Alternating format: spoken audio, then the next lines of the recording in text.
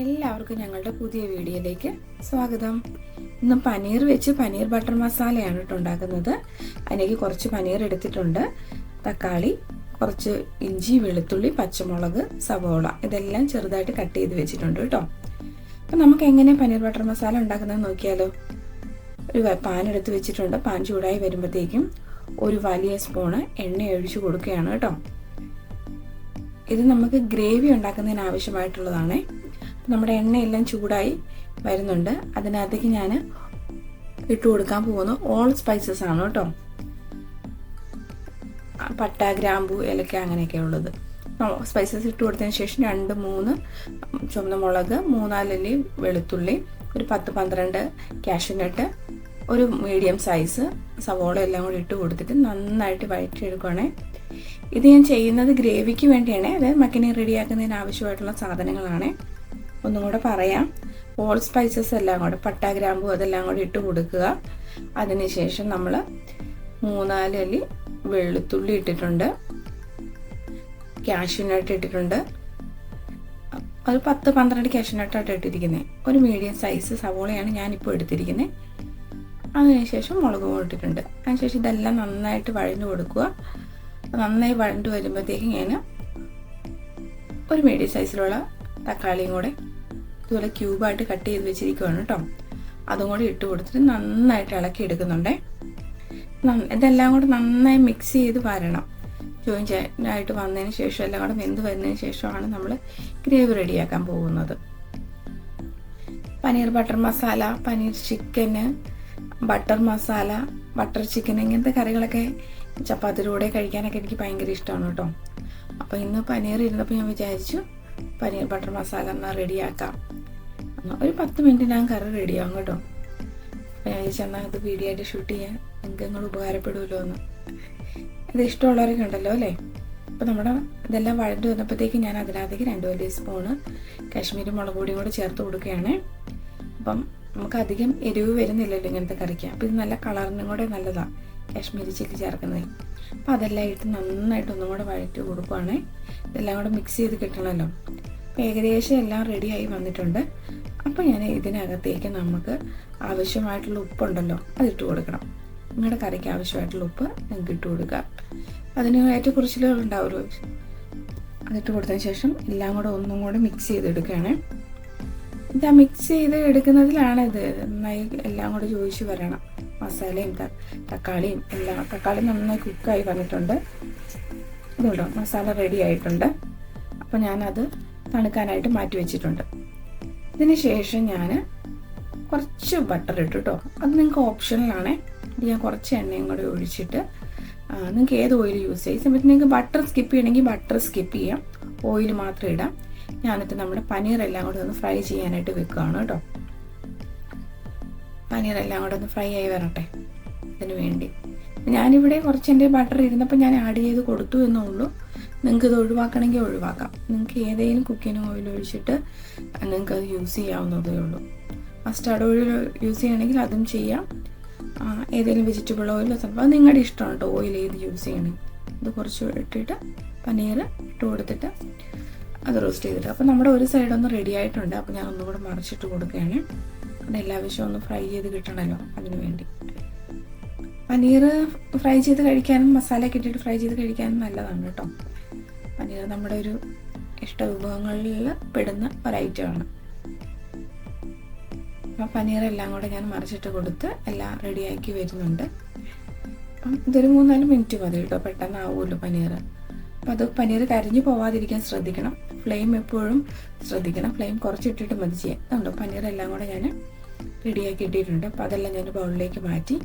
ഇനി പനീർ വറുത്തെടുത്തിരിക്കുന്ന ആ എണ്ണയിലേക്ക് ഞാൻ ചെറുതായിട്ട് ചോപ്പ് ചെയ്ത് വെച്ചിരിക്കുന്ന വെളുത്തുള്ളിയും ഇഞ്ചിയും എല്ലാം കൂടെ ഒന്ന് ചേർത്ത് കൊടുക്കുകയാണ്. അത് ചെറുതായിട്ട് കട്ട് ചെയ്ത് വെക്കണം കേട്ടോ. അധികം വലിയതാണ്, ചെറിയ ചെറിയ പീസുകളായിട്ട്.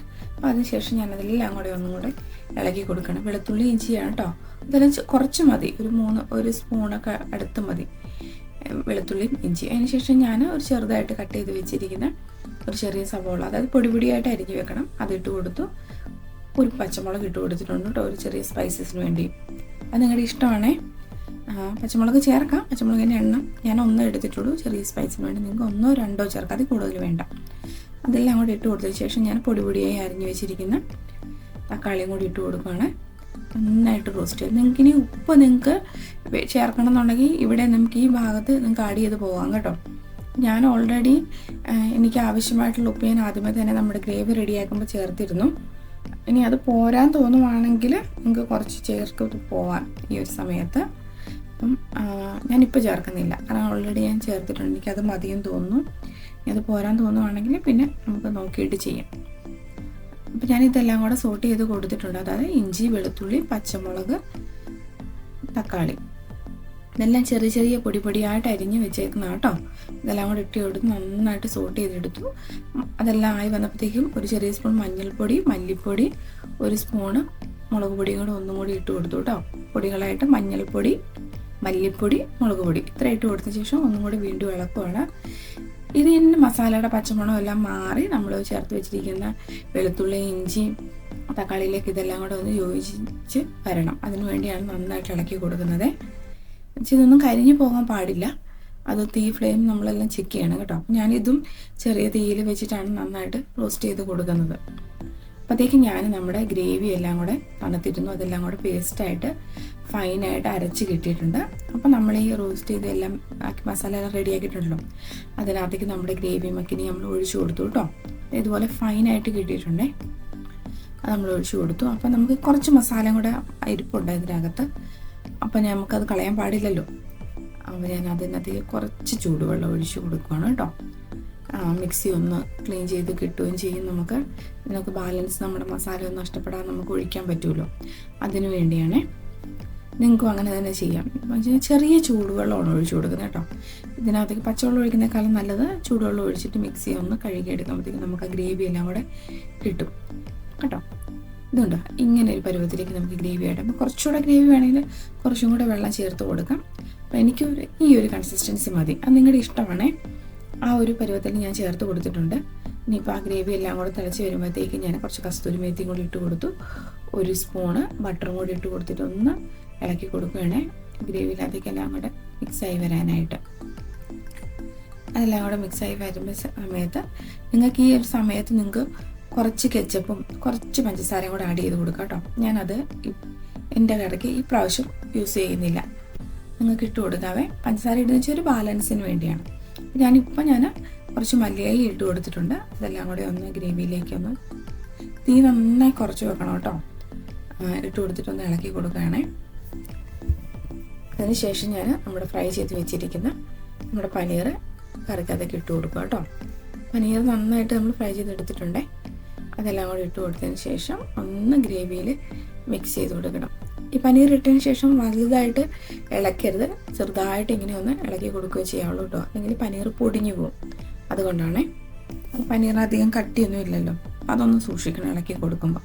പനീർ പൊടിഞ്ഞു പോവാതെ എന്നാൽ ഗ്രേവിയിൽ എല്ലായിടത്തും മിക്സായി വരുന്ന രീതിയിൽ നമ്മൾ പതുക്കെ ഒന്ന് ഇളക്കി കൊടുക്കണം. തീ പ്രത്യേകം ശ്രദ്ധിക്കണേ, തീ കൂടി പോകാൻ പാടില്ല. നിങ്ങൾക്ക് ഈ സമയത്ത് കുറച്ചുകൂടെ ഗ്രേവി തിക്കായി വരുന്നുണ്ട്. നിങ്ങൾക്ക് കുറച്ചുകൂടെ വേണമെന്നുണ്ടെങ്കിൽ ഒരു കുറച്ച് പൊടിക്ക് നിങ്ങൾക്ക് ചൂടുവെള്ളം എന്തെങ്കിലും ആഡ് ചെയ്ത് കൊടുക്കാം കേട്ടോ. അത് ഓരോരുത്തരുടെ ഇഷ്ടമാണ്. എനിക്ക് ഒരു കൺസിസ്റ്റൻസി മതി, അതുകൊണ്ടാണ്. അപ്പം ഞാൻ ഈ സമയത്ത് ഇനി ചേർത്ത് കൊടുക്കുന്ന പാലാണ്. നിങ്ങൾക്ക് ഈ സമയത്ത് നിങ്ങൾക്ക് ഫ്രഷ് ക്രീം വേണമെങ്കിൽ ഫ്രഷ് ക്രീം ചേർത്ത് കൊടുക്കാം. ഞാൻ അതിന് പകരം കുറച്ച് പാൽ ഒഴിച്ച് കൊടുത്തിട്ട് ഒന്ന് ഗ്രേവി ഇളക്കി കൊടുക്കാം. അപ്പോൾ എൻ്റെ ഗ്രേവി ഒന്ന് കുറച്ച് ലൂസായല്ലോ. അപ്പോൾ ഈ ഒരു പരുവത്തിൽ കിട്ടും കേട്ടോ. ഇതിന് പകരം നിങ്ങൾക്ക് ഫ്രഷ് ക്രീം യൂസ് ചെയ്യാം. ഞാൻ പാൽ യൂസ് ചെയ്തു എന്നുള്ളൂ. പാലും യൂസ് ചെയ്യാം. രണ്ടും നല്ല ഫ്ലേവറാണ് കേട്ടോ. അപ്പം നമ്മുടെ ഗ്രേവി എല്ലാം മിക്സായി വന്നു, നന്നായിട്ട് കുക്കായി വന്നിട്ടുണ്ട്. അപ്പം ഞാൻ തീ ഓഫ് ചെയ്ത് സെർവിങ് ബൗളിലേക്ക് മാറ്റിക്കൊണ്ടിരിക്കുന്ന കാഴ്ചയാണ് നിങ്ങൾ കാണുന്നത് കേട്ടോ. പെട്ടെന്ന് കറി റെഡിയാവുകയും 10 മിനിറ്റിനുള്ളിൽ നന്നായിട്ട് നല്ല ഗ്രേവിയാവും. അപ്പോൾ ഞാൻ ബട്ടറൊക്കെ ഇട്ട് കൊടുത്ത് ഗാർണിഷ് ചെയ്തിട്ടുണ്ട്. നിങ്ങൾക്ക് കറി ഇഷ്ടമായെന്ന് വിചാരിക്കുന്നു. അപ്പോൾ നല്ല നല്ല റെസിപ്പികളായിട്ട് ഞാൻ വരുന്നതായിരിക്കും. നിങ്ങൾക്ക് ഈ വീഡിയോ ഇഷ്ടമായെങ്കിൽ നിങ്ങളുടെ ഫ്രണ്ട്സിന് ഷെയർ ചെയ്ത് കൊടുക്കുക. ഞങ്ങളൊക്കെ സപ്പോർട്ട് ചെയ്യുക. കൂടുതൽ നല്ല വീഡിയോസ്, നല്ല റെസിപ്പീസുമായിട്ട് ഞങ്ങൾ വരുന്നതായിരിക്കും. നിങ്ങളുടെ സജഷൻസ്, നിങ്ങളുടെ അഭിപ്രായങ്ങൾ എല്ലാം ഞങ്ങളെ അറിയിക്കുക കേട്ടോ. അപ്പോൾ നിങ്ങൾക്കിനി കൂടുതൽ കാണാൻ ആഗ്രഹിക്കുന്ന റെസിപ്പീസ് എല്ലാം ഞങ്ങളോട് ഷെയർ ചെയ്യുമെന്ന് വിചാരിക്കുക. കൂടുതൽ നല്ല റെസിപ്പീസും കൂടുതൽ നല്ല വിഭവങ്ങളുമായിട്ട് നിങ്ങളുടെ മുന്നിലേക്ക് ഞങ്ങൾ വീണ്ടും എത്തുന്നതായിരിക്കും. അപ്പോൾ ഞങ്ങളുടെ മുന്നോട്ടുള്ള യാത്രയിൽ കൂടെ ചേരുക. Stay tune.